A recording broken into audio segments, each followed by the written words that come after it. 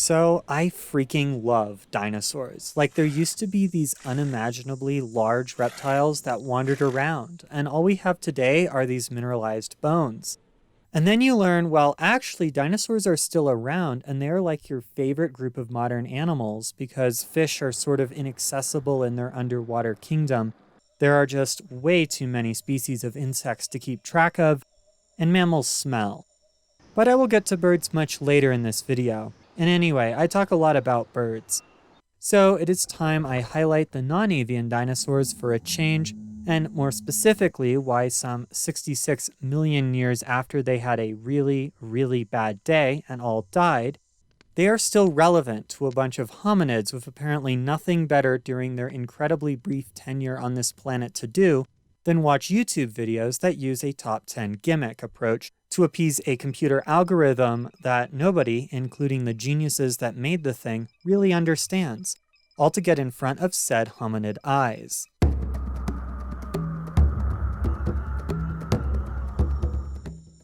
This is Danam Valley on the island of Borneo, one of the most incredible living systems on the planet today. A rainforest that has been here for 130 million years, long before animals like orangutans and elephants evolved. While these are the dominant animals today, for nearly half of this rainforest's history, this was a place ruled by dinosaurs, with the mammals only inheriting the jungle after the big dinosaurs died. This ancient rainforest, though, is young compared to the age of the Earth. Even complex animal life has only really existed for a mere 500 million years, just around an eighth of the age of the planet. Dinosaurs had not yet even evolved by 250 million years ago, only appearing a few million years after that point in fossil beds like this one in Arizona, the Petrified Forest, where the remains of log jams in an ancient river still litter the desert after over 200 million years. Dating to the Triassic, this was an era before dinosaurs were dominant and many strange reptiles more closely related to mammals or crocodiles roamed about.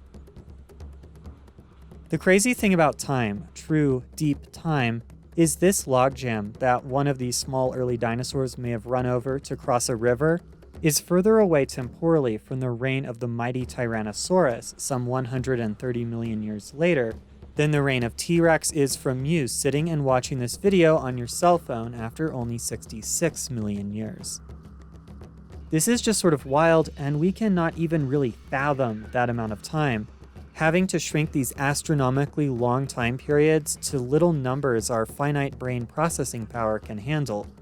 It's kind of like the vastness of space, where light from a distant star may take centuries, millennia, millions, or even billions of years to reach us, making you feel like an insignificant spark only existing for an insignificant moment. Which keeps you humble, you know. Now, I am not trying to paralyze you with existential dread, because I have been dealing with that shit for far too long, and wouldn't wish that on anyone, except maybe fossil fuel executives. The point I'm trying to make is to deal with these ideas in a healthy, constructive way. You should recognize that you, me, and everyone else, hominid and otherwise on this rock, are a small part of the story of this planet, of the universe, and to use that realization to guide who we are as an individual and as a society, which is a worldview that has influenced the concept of deep ecology.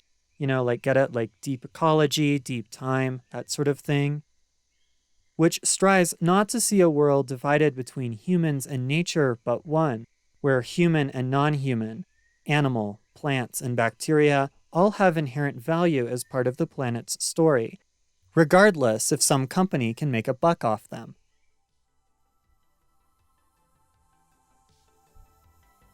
So for most of human history, the idea of a species completely disappearing was unthinkable, despite humans living alongside and contributing to megafaunal extinctions globally.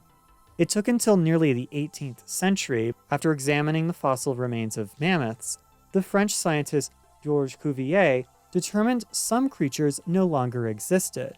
They were simply too large and spectacular to just be hiding behind a rock somewhere. And the older the rocks, the stranger the fossils.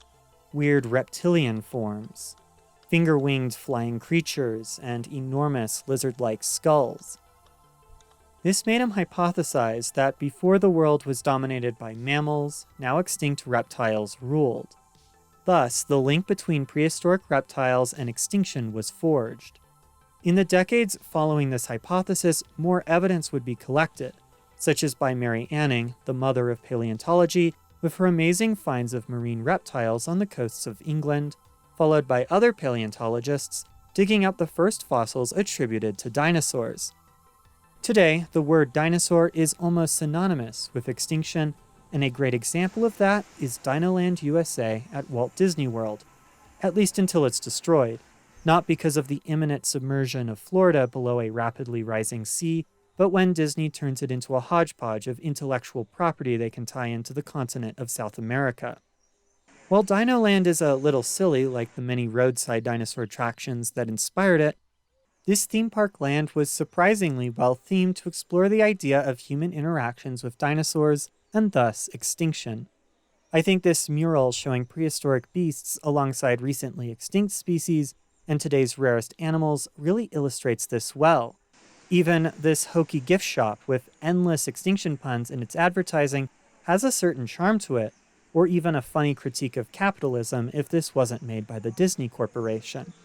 Inside are more fun references to dinosaur science and discoveries, from dinosaurs covered in fancy feathers to dinosaurs trying to learn how to fly, to a train powered by fuel made from the remains of trees in a prehistoric swamp.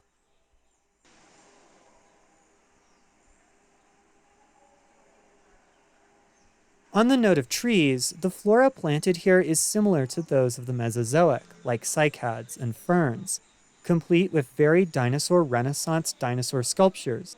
Also, one of the two casts of the Tyrannosaurus rex, known as Sue, is standing out in the Florida sun because Disney helped pay part of the over $8 million the Field Museum ended up paying to have this fossil in their collection.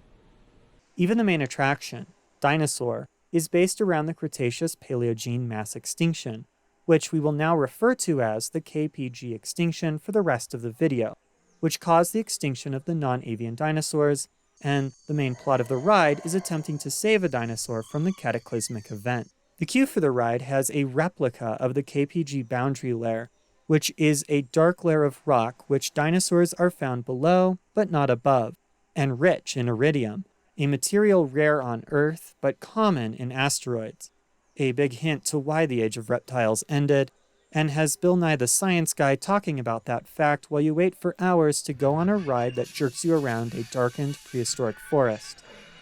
The point of this land is to explore the idea of extinction and tie that in with the rest of the park, which has a conservation focus.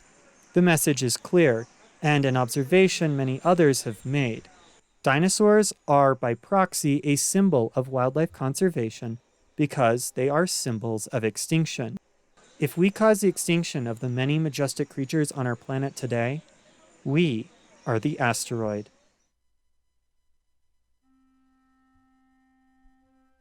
Dinosaurs, though, are not just symbols of extinction.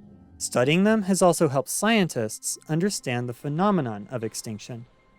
When Georges Cuvier proposed that an age of reptiles had preceded the age of mammals, he thought some kind of catastrophe had caused the faunal turnover, and he was convinced there had been more than one. For something had ended the prehistoric age of reptiles, and something had caused the great beasts of the Ice Age he found around Paris to also vanish. This was contrasted with the work of other famous naturalists, such as Charles Lyell and Chuck D a few decades later, who were convinced these faunal turnovers and extinctions could be explained by slow, constant changes and not cataclysms. As more dinosaurs were found, and they were cemented ever more as symbols of extinction, however, a question began to gnaw at scientist after scientist. Why did the dinosaurs go extinct, while other species found at the same time, like gar, are still around today? It was a mystery that left people scratching their heads and reaching for answers. Were dinosaurs just big and dumb, and mammal dominance over them was inevitable? Well, no, some were small and clearly built for speed. Then, in the 1970s, father and son scientists, Louis and Walter Alvarez, became interested in a layer of clay marking the boundary between the Cretaceous and the Paleocene. They found the clay contained soot, glass, shocked quartz crystals, tiny diamonds, and the element iridium in concentrations hundreds of times more than normal in geological deposits. These deposits, though, were not just in Italy, where they first looked at the KPG boundary layer, but also all the way in New Zealand. Iridium is rare on Earth, but common in asteroids. And while not the first to suggest an asteroid impact as the cause of the dinosaurs' extinction, they found the evidence to support such an impact did occur, which was eventually matched to a magnetic anomaly and a strange ring of sinkholes and caves in the Yucatan Peninsula, the Chicxulub crater. Thus, to an extent, Cuvier's catastrophism as a driver of Earth's biota was at least partially right, and like he hypothesized, the world has experienced not just one such event, but at least 5 since complex life evolved some 500 million years ago. These became known as mass extinctions, events in which a large chunk of Earth's organisms were exterminated, most of which seem to have been triggered by rapid shifts in Earth's climate. A canyon in southern Pangaea 251 million years ago. In the last million years, life on Earth has faced a cataclysmic event, the Great Dying, which brought the Permian to an end after a period of rapid and devastating global warming triggered by intense volcanic activity far to the north in what will become Siberia. This raised the average temperatures on Earth severely. Here in southern Pangaea, temperatures rose by 10 to 14 degrees Celsius, which led to widespread aridification and the world's oceans becoming anoxic. At the same time, chemicals from the volcanoes caused widespread acid rain, killing much of the vegetation. In all, 81% of marine species and 70% of terrestrial species went extinct. But one intrepid survivor now dominates the land, Lystrosaurus. These are distant cousins of mammals, and in places like here, make up 95% of the fauna, feeding on vegetation that survives in this slightly cooler refuge. However, even though they survived the mass extinction and now dominate the early Triassic, life is still difficult. Earth's climate is still extremely warm, and thus severe droughts are common across Pangaea, and these Lystrosaurus congregate around one muddy pool. If it doesn't rain soon, this whole population could die of thirst, the effects of the Great Dying continuing to claim victims a million years later. It is this very extinction and the difficulty of Lystrosaurus to maintain dominance in this harsh world that would allow for the evolution of the first dinosaurs, which will become the dominant land animals after they survive the next mass extinction event in around 50 million years at the end of the Triassic.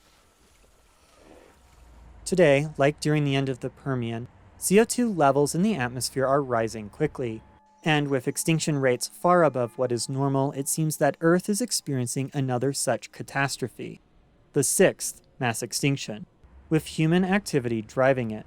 Halting our devastating actions, such as the release of CO2 from fossil fuels, is necessary if we wish not to repeat the devastation of the Great Dying, the extinction of the dinosaurs, or the other 3 mass extinction events.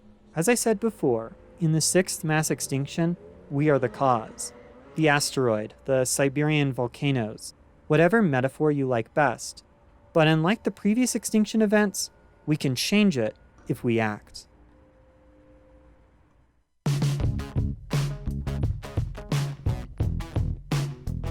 The story of dinosaurs, though, is not just one of extinction. It is one of survival, adaptation, and great diversity. For around 150 million years, dinosaurs were the dominant animals on land. They saw the world's continents ripped apart, the rise of flowering plants and accompanying insect diversification. They lived in habitats like lush swamp forests, dry plains, harsh deserts, and polar forests. Dinosaurs are a delightful way to be introduced to understanding the history and forms of life on Earth. I know my early understanding of the scientific fact of evolution was derived from my interest in dinosaurs and wandering the halls of natural history museums as a child. Museums are an amazing place to learn about dinosaurs and see the bones of these remarkable creatures. Here, people can compare themselves to these ancient creatures in scale, and both overtly and subconsciously learn about life on Earth. I have visited almost as many natural history museums as I have zoos. I've seen some famous dinosaurs like Sioux and Big Al. They are a place of critical science, understanding conditions in the past, reconstructing the lives of animals and ecosystems long gone from the face of the earth, and understanding how life adapted to changing conditions. In the Jurassic, the formation of huge basins that were dry for most of the year drove the evolution of the giant sauropods, as their size made them very energy efficient as they crossed these vast arid landscapes.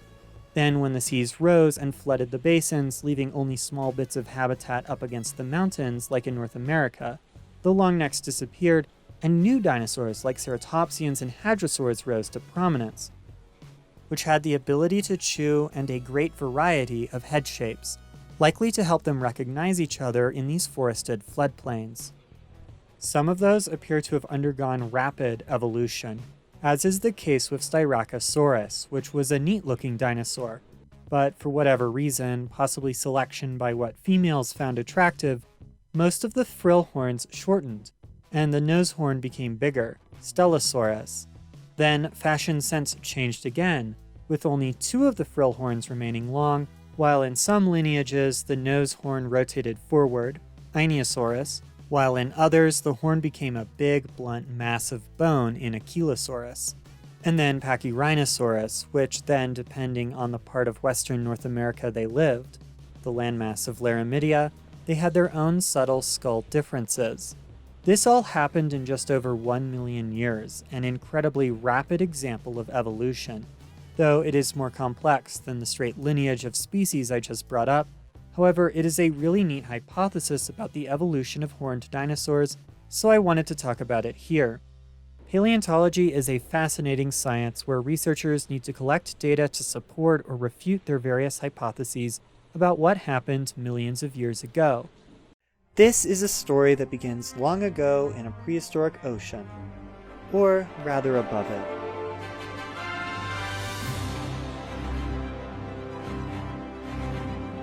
It dwarfs all other creatures in the sky, swooping over the prehistoric sea, watching below for the movement of its prey in the waters below. It detects a shark below and dives right on top of it.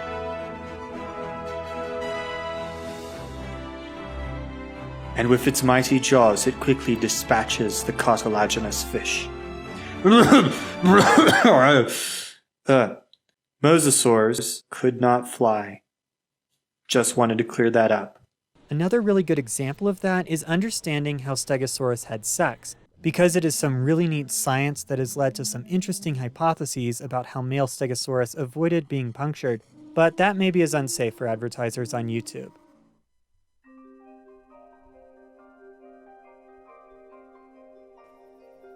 Antarctica, 185 million years ago. It is the dead of winter, and the volcanic valleys of southern Gondwana are shrouded in the blue twilight of the polar winter as they lie below the Antarctic Circle. Despite the lack of direct sunlight, the early Jurassic world is far warmer than the globe today, and it doesn't get below freezing. However, this is still the lean time of the year, and a small group of Antarctic coelophysids stalk the woodlands. There are mammal-like creatures in the gloom, and though they can reach the size and disposition of a wolverine, these small dinosaurs will take what they can get.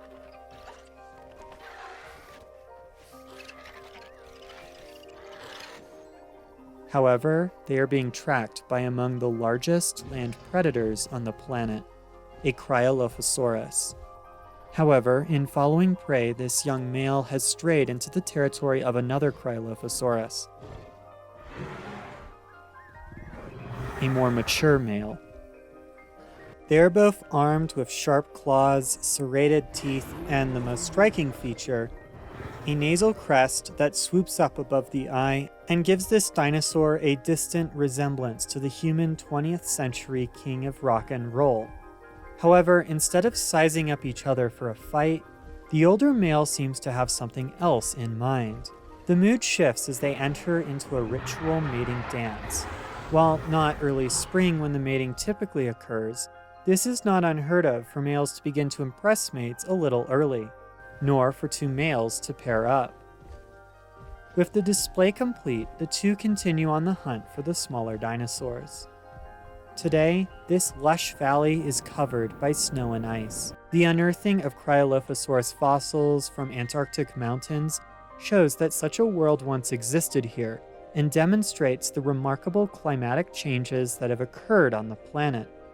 Understanding how climate has changed in the distant past and how life responded to those changes is the field of paleoclimatology. Research is done using proxies for meteorological measurements from glacial ice, seafloor sediments, and the sedimentary rocks fossils are encased within. Today, paleoclimatology is a critical area of research because humans are burning a bunch of hydrocarbons from Jurassic plankton, releasing vast amounts of carbon dioxide, which is insulating our planet and causing the climate to change rapidly.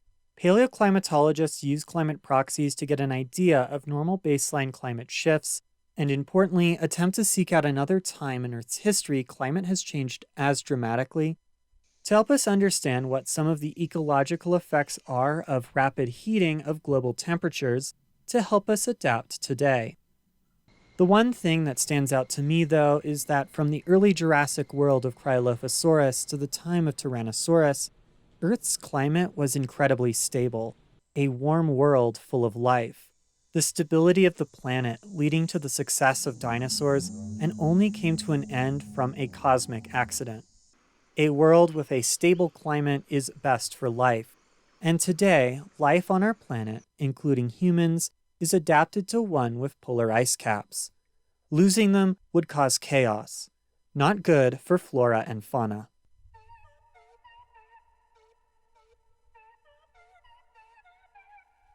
Dinosaurs have likely been capturing human imaginations for thousands of years, as many cultures unearthed their bones. They are both mythical, as they no longer exist, but also real, as they once did. This combination of science and the fantastical makes them potent for piquing interest in science, technology, engineering, and mathematics, and teaching how science works. I was one such person, and few ways of interacting with dinosaurs was as critical for my development as someone interested in science as dinosaur toys. But there is something really significant about having your own little representations of prehistoric life to create scenes from a bygone era to add to the healthy creativity of play. As these were my favorite toys as a child, I kept many of them, and even have expanded it a little beyond the dinosaur toys of the 90s and 2000s of my childhood. I find them to be really interesting examples of human relationship with natural history due to my nostalgia, even my collection of Lego dinosaurs. Crazy to see how Lego did the Jurassic Park 3 raptors versus how they did the ones in Jurassic World 12 years later. So yeah, here's a collection of dinosaur toys, ranging from the metal cast Cellrite Gifts American Museum of Natural History dinosaurs from the 40s and 50s to the plastic dinosaurs of the 60s. Quick note, I love that they have the name and length of the creature in question, acting I think kind of effectively as an educational toy. Then the dinosaurs of my childhood after the dinosaur renaissance, and finally, the modern dinosaur toy with the Beasts of the Mesozoic action figures, with bright colors based on living animals. The main point I want to make in this section is the effectiveness of dinosaurs to interest people, especially children, in the history of life on this planet, and showing a tangible representation of current science understanding, which, when seen together in a collection like this, can show the progress of scientific understanding, from scaly tail draggers to the more active dinosaurs of the dinosaur renaissance, to feathered bird-like animals that we imagine today.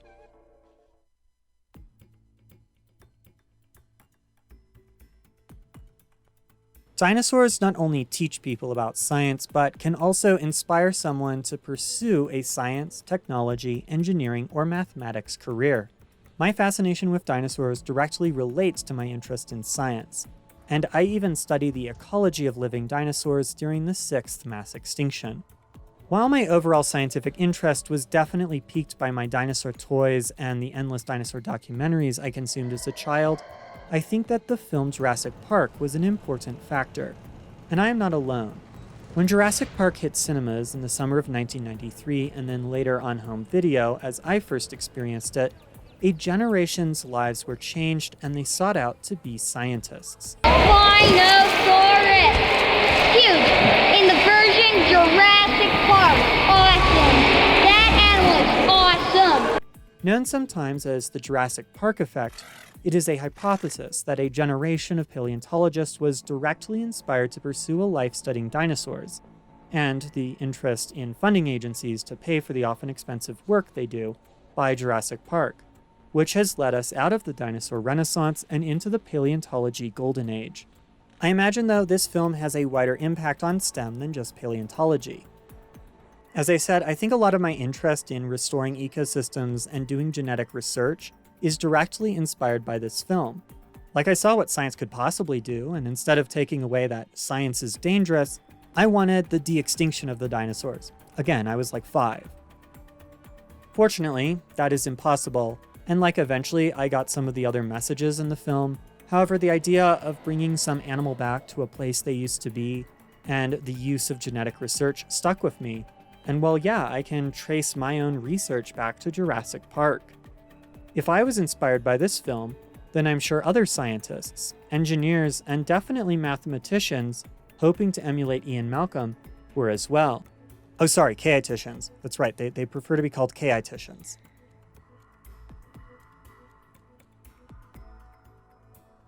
Dinosaurs and Jurassic Park, though, not only inspired a generation of scientists, it also inspired a generation of aspiring filmmakers, not only in future movies, but also, especially because of the craze for dinosaurs following the film's release, and the effective blending of animation and puppets, a storm of dinosaur documentaries were created in the 90s and 2000s, most notably BBC's Walking with Dinosaurs, which is something that looked like a wildlife documentary, but about dinosaurs living their lives millions of years ago.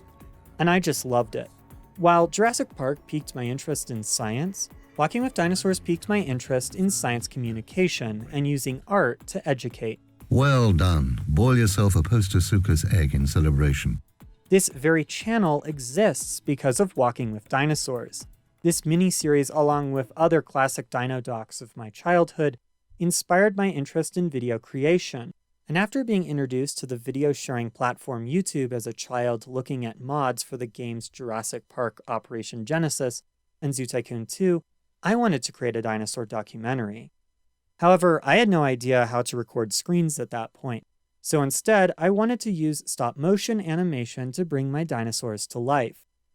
Thus, enter my 2009 video, Cretaceous. 09, the year that we decided to destroy cultural artifacts. Oh, here we go, it's like Star Wars. For millions of years, life on Earth was lush. During the Carboniferous, a new animal evolved, one that took over from the arthropods, like spiders, centipedes, and just one insect. These were the reptiles. Soon the Carboniferous ended and the Permian began. A new reptile evolved. The mammal-like reptiles, our ancestors, ruled the Permian until 248 million years ago, when volcanic eruptions made the Earth so hot that most of the seas dried up. Our ancestors ruled the Permian until 248 million years ago, when volcanic eruptions made the Earth so hot that most of the seas dried up, and on land, the animals suffocated. That's not how the Permian mass extinction worked. Until 248 million years ago, when volcanic eruptions made the Earth so hot that most of the seas dried up, and on land, the animals suffocated. Now I leave you 250 million years ago.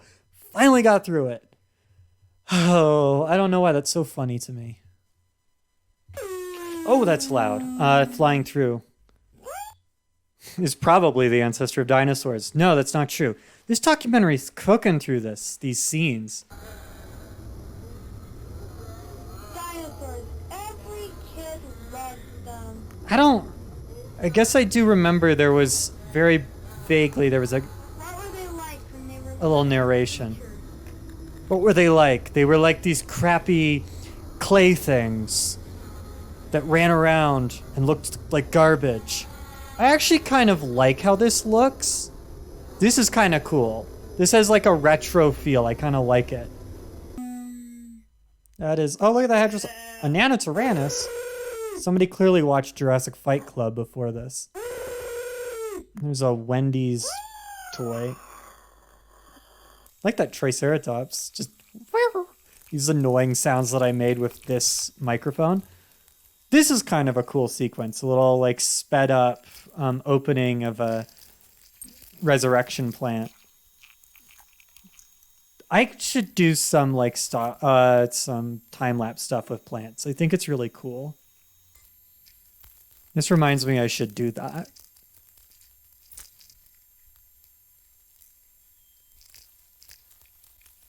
So, are we learning things? Are we learning lots of things? We learned that Nanotyrannus is valid, and which is not true. Oh, Triceratops. Oh, but Triceratops got killed by the little raptor, and the mammal scared away the raptor, the Quetzalcoatlus scared him away both, and then T-Rex won. T-Rex was a scavenger after all, apparently. We need to watch this sequence again. So, little raptor kills Triceratops. Mammal scares away raptor, pterosaur scares away both, T-Rex is scavenger. Cool. I guess the raptor ate mammals, though? Oh, here's a asteroid, and they look like the Venus figurines. Oh, we got some birds now. It's very interesting that this documentary kind of has a lot of similar flow to the current video I'm working on, that this is like a part of. This is kind of meta. It's very interesting. Maybe this is just how I do dinosaurs, though. You can be the judge of that in the comment section afterwards, how similar these two products are. Cretaceous, and then this larger video that I am putting Cretaceous in. So, well, I tried, but this is not a good documentary with half-melted clay dinosaurs and very little of educational substance. You're an evolutionary dead end. However, this was one of my first attempts, and so I can compare it to my more recent work. The use of Jurassic World Evolution 2 in this video even links back to Cretaceous, with my attempt to use some Jurassic Park Operation Genesis footage in the behind-the-scenes featurette I also made, because those are often my favorite parts of these documentaries, though mine is one of the silliest things of all time. Here we go, the making of, and it just is like scrolling by instead of just a little title screen. Windows Movie Maker, everyone. You can do all kinds of weird stuff, which I'm going to say that a lot of the idea for this video came from Riff Raptor's Jurassic Park Operation Genesis Walking with Dinosaurs video, and I was like, oh, I did something very similar at that time, but with clay. To get the dinosaurs in Cretaceous moving right, we use robotic models. Those are lies. These are lies. Don't listen to this person. This person is lying to you, audience. These were not used anywhere in the production. They were just put in this video. Newer versions of dinosaurs would have looked. Yes, Roboraptor, a great example of modern paleontology, everyone.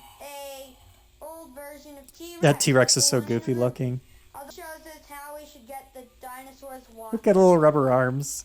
We figure out how So we just have Jurassic Park Operation Genesis footage. Yes, computer models.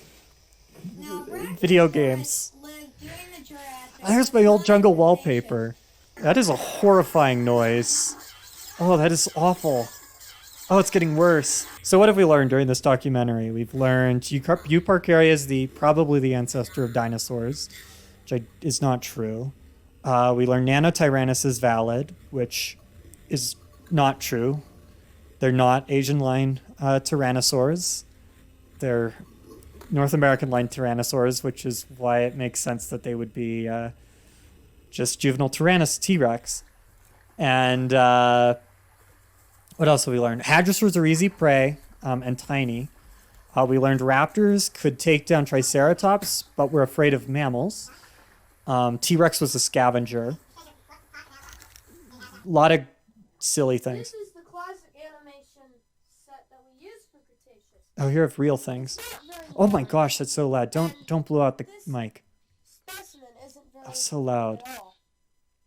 And what we do to animate is all we do is close and move frame by frame to get the images used in Cretaceous. There we go. There's the making of Cretaceous, everyone. We're done. Oh, gosh. There's other... This set, we used Playmobil, some rocks. Just some rocks. Now, if you want to see just how small our set is... How small is the set? Please tell us. That's very important. I'm being hard on myself as a child. Here we go. What are you looking for? I'm going to use Oh, we don't have a decision yet. I'm just like rifling around through like a drawer. Oh. What we're going to use... Oh, no decision yet. Oh, here we go. A thin Sharpie as a way to... Scale. Don't yell into it. That's so loud. So lie out next to him. Yeah, look. Sharpie is a little shorter than him. I mean, this is... I'm being hard on myself. This is the making of. This is actual making of. Oh my gosh, that's loud. Little set for Cretaceous. Oh yeah, there's a little set for Cretaceous. We're focusing on the eel. Pretty large. Yeah, they're pretty large. That raptor's tail looks all bent out of shape. I don't know why this wasn't the show. This is more educational than the entire other documentary. Anyway, I hope you enjoyed a little look back at one of my earlier attempts at a science communication video. And I'm really hopeful that all these creators today doing some really impressive little documentaries using Jurassic World evolution will one day have the resources to move beyond using Frontiers and Universal's assets and create their own, leading to some incredible dinosaur documentaries. I know, looking back at Cretaceous, I kind of want to take another crack at the dinosaur documentary and figure out how to really make realistic stop-motion puppets that don't look like they're made of Play-Doh, as I think stop-motion is charming. I, however, will have to see if I ever have the time to invest in such an undertaking.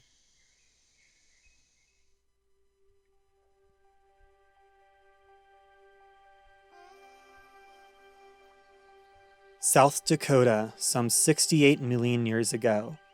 Dinosaurs are abundant across the subtropical floodplain, including some of the most iconic prehistoric creatures to ever exist. For nearly a decade, the inhabitants of this particular area have lived under the domain of one individual. Whether an herbivore like this group of Pachycephalosaurus, or a mesopredator like Dakotaraptor.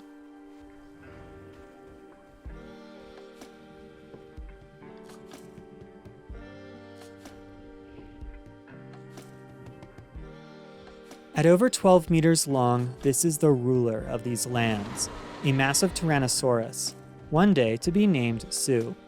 Around 28 years in age, their body shows signs of nearing the maximum age of a Tyrannosaurus.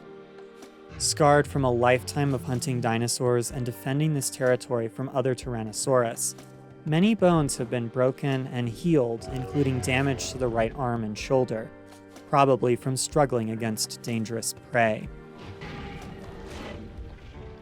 The left fibula is twice the size of normal due to a past bone infection. A decade of carrying 10 tons of weight on 2 feet has caused arthritic inflammation and constant soreness. While the jaws can still deliver a deadly bite, age and infection has caught up with Sue's body, reducing this feared predator to a mere scavenger and butcher of the dying. While this has sustained Sue for a while, survival has forced Sue to begin wandering in search of carcasses, leaving their territory to be claimed by a younger Tyrannosaurus, and putting Sue at risk of being attacked by a neighboring Tyrannosaurus.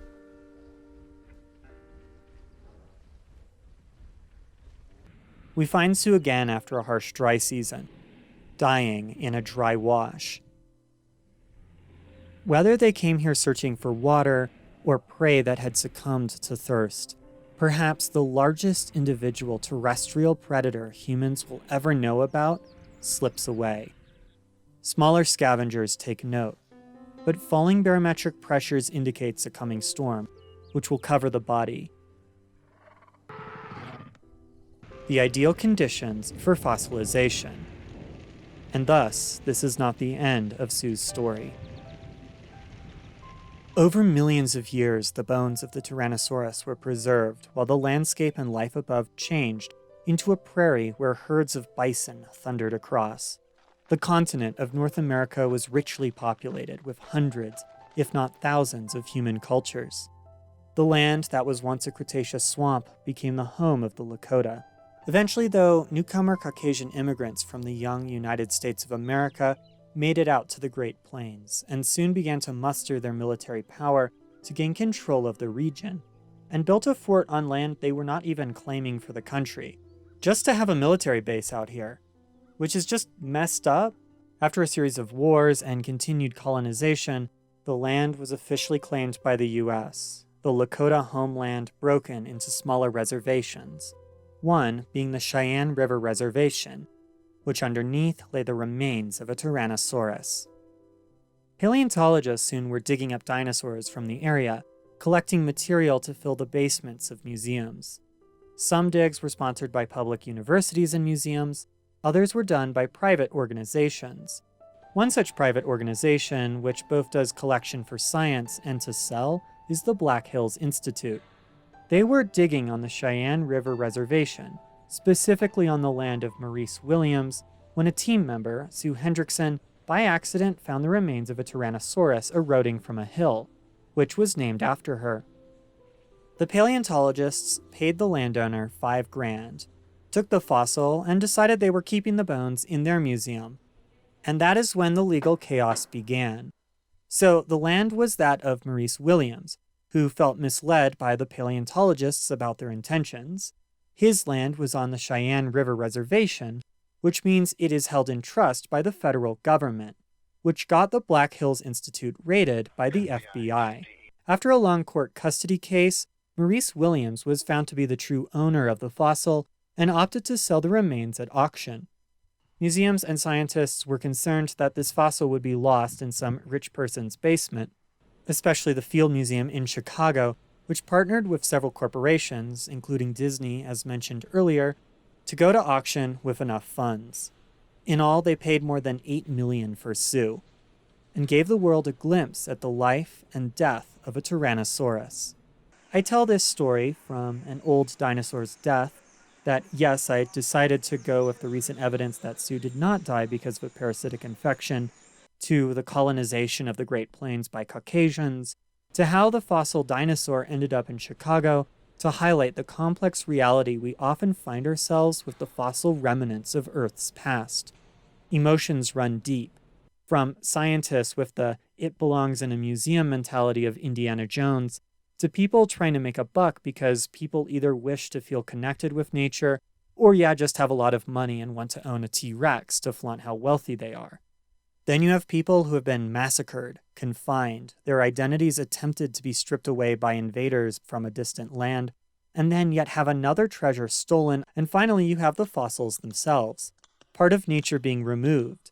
Habitat is disturbed, and those minerals in the dinosaur bones are not released as they turn to dust through erosion. Okay, that sounds very new agey, but I wanted to give it some thought for just a second. I hope, though, this video shows that fossils are actually very valuable to humans today. The information we have learned from dinosaurs that I think is critical for us to understand the history of life on Earth and our place in it, along with actual research on the lives and times of these amazing animals. This work has come through science, work done in the halls of natural history museums, where they are kept preserved for scientists to look at and repeat studies to show if a particular finding is repeatable, the very backbone of scientific endeavor. Museums ensure that someone can re-examine the evidence today, in 10 years, in 100 years, using the latest technology to gain more insight. However, there are ethical problems, especially when looking at the historical context of paleontology and the wrongs that have been done by how Western science has operated. Expeditions are sent out, they dig stuff up, and specimens end up in some wealthy museum far away from where the remains were found and the people who live there. The American Museum of Natural History has an extensive collection of Mongolian fossils. They simply have shown no interest in returning to Mongolia. Sue ended up in the Field Museum of Chicago, not the Standing Rock Museum of Natural History. This idea is known as parachute science, the colonial practice of extracting a resource of value from a place and taking it to a colonial capital. It is rampant throughout science, and so pervasive that many countries have begun to implement laws to prevent it, because if they don't, nothing is going to change. Now, the issue is that many countries simply lack the grants and finances to build world-class museums. But shouldn't we work as a scientific community to overcome that, to redirect funding, to decolonize paleontology? I hope at least we can all agree on that. Which means I will move to the controversial side, the private collectors and dinosaur dealers. First off, this often has the same problem as parachute paleontology. Specimens are stolen from a country, then shipped away to sit on someone's mantle. In that case, no one wins. Shut down the fossil black market. But in some cases, everything is legal. Maurice Williams opted to sell Sue. I know most paleontologists throw around the term scientifically significant specimens, which is like super vague. Like it sounds like some specimens are and some are not scientifically significant. Like sure, whole theropods are significant, but like there are a bunch of cool studies that analyze just the teeth. So are all teeth scientifically significant? I'm kind of hoping a paleontologist is watching who can actually tell me if I am overthinking or underthinking this. That said, amateur fossil collecting is what started this whole field of research. The first professional paleontologist was really Mary Anning, and she collected and sold to a bunch of wealthy men who described what she found. Perhaps a more equitable version of that relationship between amateur collectors and scientists could be beneficial. Finally, you have the people who collect fossils, which I do. Now, the desire to have these fossilized remains is likely a symptom of the growing disconnect between everyday human experience and the natural world. Perhaps, if that was fixed, if we embraced deep ecology, we wouldn't have this problem. Today, though, fossils spark interest in science and the natural world. Like Jurassic Park and dinosaur toys, fossils I was given as gifts inspired my scientific interests. Do I think maybe going out to collect fossils yourself instead of hitting up a rock shop, or far worse, the internet, is the way to go? Absolutely. Because at least now there is a story connected with the fossil involving getting out into nature over, like winning an auction on eBay in your pajamas. Okay, I think I have said all I want to on that. Now just have to wait for the comments for going controversial with a half-thought-out ethical discussion. Let's move on, because I think there is one more lesson dinosaurs can teach us.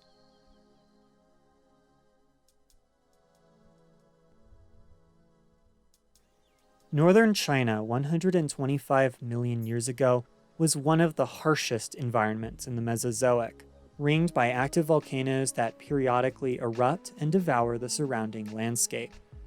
There is a moist wet season that allows for rich flora, but also a harsh dry season, and most notably, bitter winters, where sometimes it snows. This is a far cry from the tropical forests we envision dinosaurs in, but they are numerous here, and many rely on one critical adaptation: feathers. In 1996, this small dinosaur, Sinosauropteryx, was unveiled to the world. In open areas between forest patches, these are but small predators of lizards and insects. But millions of years later, this dinosaur would change everything a species of mammal thought they knew about an ancient world. For this was the first non-avian dinosaur to be found with feathers, showing that feathers were not just a trait of birds, but of other theropods. In 2010, yet again this animal would surprise humans by preserving the fossil pigments and allowing for what had long thought to be impossible: knowing what color a dinosaur was. However, soon more dinosaur fossils were discovered. In the winter forests, another theropod roams, but this one dwarfs the tiny Sinosauropteryx. A group of Eutyrannus, distant cousins of later tyrannosaurs, and the dominant predator here. These are, at least for now, the largest carnivorous dinosaurs with direct evidence of sporting feathers, and threw the popular image of dinosaurs for a loop. If such a giant predator could be fuzzy, what other dinosaurs might have been? It is feathers that prove to be one of the enduring traits of dinosaurs, 66 million years after nearly every species had been obliterated on one fateful day. Today, like the mythical phoenix, dinosaurs have risen from the ashes of the KPG extinction event and are now represented by over 10,000 species of birds, almost twice the diversity of the mammals who supposedly took control of the planet. There are odd ground dwellers, likely similar to their ancestors that survived the asteroid impact, to birds with fancy feathers to attract a mate, which some birds use in fancy displays to show off their colorful feathers, like the moonwalking red-capped mannequins or the leapfrogging long-tailed mannequins. Dinosaurs are represented by birds in cold climates, rosy finches, dark-eyed juncos, and chickadees. Birds live in the harshest deserts, like the canyon wren, or the densest jungles, like macaws and hornbills. They have become the smallest dinosaurs, converging on insect pollinators in the extreme bodies of hummingbirds. Birds have endless variation in beak shape, which helped make a rich kid naturalist on a global round trip come up with a theory to explain how species change over time. Though, the small dinosaurs Darwin saw in the Galapagos have nothing on the beak variety exemplified in the Hawaiian honeycreepers.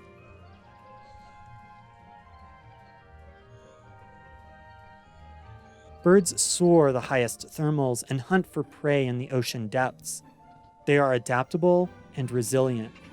One, the Watson of South America, is almost a throwback to the time of dinosaurs, with the re-evolution of claws on the wings to help the young birds climb in the riverine forests these leaf-eating birds inhabit.